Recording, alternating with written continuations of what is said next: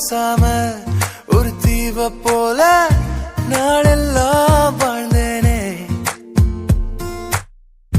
வேரோடு சேராத ஒரு பூவை நம்பி வீழ்ந்தேனே. அடி தன்னோட இறகெல்லாம் கண் முன்னே விழுந்தாலும் பறவைகள் தேடாதே.